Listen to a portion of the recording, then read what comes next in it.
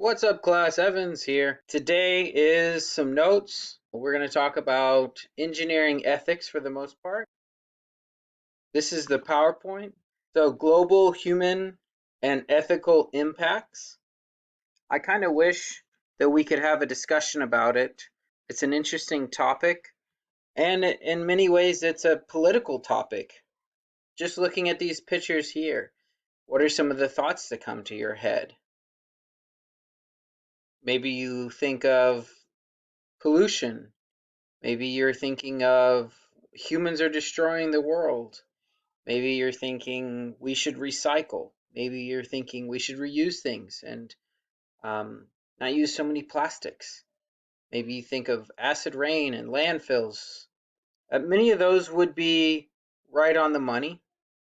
On the left, you have a picture right here. On the left, you have a picture of a landfill that's been kind of covered over. A lot of our garbage goes to the landfill. In fact, here in Harlingen, the landfill is right over by the soccer fields for students and teams to play on. Right across from that, the landfill, right next to a park and right next to a nature park. It's kind of a weird place. And then next to Treasure Hills, where plenty of rich houses are. So it's in an odd place, to be honest. But a landfill is not just digging a hole and putting your trash in there. Plenty of countries handle it that way, especially maybe poorer countries handle it that way. But in a lot of the modern world, it's lined. There is a way of trying to keep all of the rainwater and any pollution from getting out of that. And it's got a way of filtrating it and pulling out the gases. There's a lot of methane gases of things breaking down that are there. In fact, there are some locations where they pipe out that methane gas and actually use it for power plants. More than just a hole in the ground, like I was saying. And if you look in the middle picture, you might think of smog and pollution. But those smokestacks, they could be filtered and it may just be fairly harmless things going up into the sky. A lot of regulations from probably the 70s or 80s about what we put into air pollution wise has really been reduced, and we've been seeing some reverse effects of what we saw from acid rain. Throughout time, humanity has used the natural resources, the animals, the plants, inanimate materials for its survival, consumption, and enjoyment. We often have taken those things for granted, as if current resources will always be available. And many times, short-term monetary gain is really considered a priority. It's not the case for everything, but we do tend to put what we can make in money above. And I would say in our modern world, we do consume a lot of things just for enjoyment and just for convenience.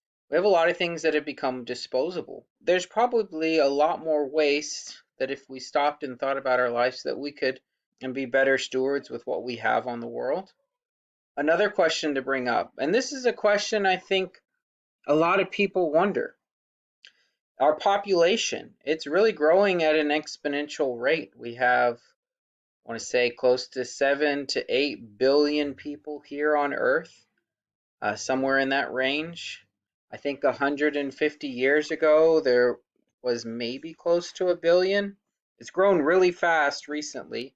We could probably thank better farming practices to get food out, better medical practices. We definitely thank God that people are living longer and healthier lives, but the side effect is that there's more people here. So then the question is do we have an overabundance of people? When we talk about ethics, was Thanos right all along? Are we truly overpopulated beyond our means? Or is Iron Man actually right? That we always rise to meet our challenges. And I think that history has showed us that Thanos would be very wrong, and he's been proven wrong plenty of times throughout history. And that is that we're not overpopulated. We have lots of space. We just need to use those resources as best as we can, and we still have plenty of room to grow. And just look at Texas. Have you seen how much space there is? No place where people are living? There's lots of open land. I don't think you should really worry about an overpopulation problem.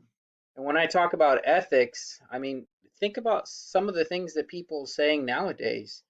Now that we're all in our houses because of the coronavirus, and some of it's a scare and some of it is legitimately, let's try and really help our hospitals out by limiting the possibility of the spread of this new novel virus. And it's called novel because it's new to the human race. We've never seen it before, which means nobody has any antibodies to fight it off, to defend against it. We don't have any sort of medicines to challenge it. We don't really know exactly how to combat it. So our medical staff really needs help because they're going to run out of resources, and in some areas they have run out. I bring that up because I have heard several people say, we've had a good run, let the virus kill our overpopulation, which some of it might be a joke, but I think some people are serious. And to be honest, it's very disgusting for them to say that. Who are they to be God, right? Who are they to act like there's too many people here on earth and that they should decide who lives and dies like that? A very selfish thought for them to think that way. Let's go to the next slide. Write down this definition of ethics. It's a set of moral principles or values, a theory or system of moral values. It's the discipline of dealing with what is good and bad and with moral duty and obligation. Ethics is not the law of the land in terms of what government produces. Ethics is about what we seem to intrinsically know is right or wrong. If you live in America, if you live in Europe, then your ethics is based out of the Bible, or what's called Judeo-Christian law, kind of ethics and rules that we see in the Jewish culture and the Christian culture. For the most part, that is our moral ethics. And that doesn't mean that you're a Christian or that you follow God just because you are ethical by what the Bible says, but it is where we get our basis for our ethics. I like the example it has down there, how important are ethics in the society, and several people are copying off of one person. So, ethical situations, ethics, they're not always easy to know right away what is right and what is wrong, especially in an engineering sense. You could design something and sell it, and then people get hurt from your product. Was it unethical for you to sell it? No, not really. So it's not always right away that we notice when things are bad or dangerous in an engineering sense. So sometimes things are kind of open-ended. It takes some time to really realize what is right and what is wrong in these circumstances. What is the best choice and what is a not so great choice. Take a look at these pictures here. Ask yourself, what type of ethical consequences do you think when you see these photos? When I see this photo and I look at the car on the left, I think a lot of people really have treated their cars very disposable. They drive it for 3 or 4 years and then they get rid of it and get a new car. I've been driving the same car for 19 years. Let's round it to 20. In the time that I've driven my single car, other people have driven 4 or 5 vehicles, which means ultimately they're putting 4 to 5 vehicles into the trash can, and I'm eventually only putting one in the trash can in the same time period. I think of that type of ethics, the way we are very wasteful with the things that we get. I think there's lots of room for us to learn how to reuse things and repair things. I think it's a bit wasteful, but everyone who has their own money is welcome to use their money how they want to, right? If they earn it. But I think it's just something to think about. Let me skip over this slide. It's kind of talking about the steps for ethical design decisions, and if you think about any decision-making process, if you think it through, you'll do well. You want to make sure that you're thinking clearly, that you're making informed decisions, and you're focusing on just the facts and not opinions, and not being moved by emotion, and that you are making a well-reasoned decision. When we're designing something, we often have multiple choices or alternate choices in our design. And in many cases like this, we might have a moral choice that could have possibly multiple good decisions when we're talking about engineering.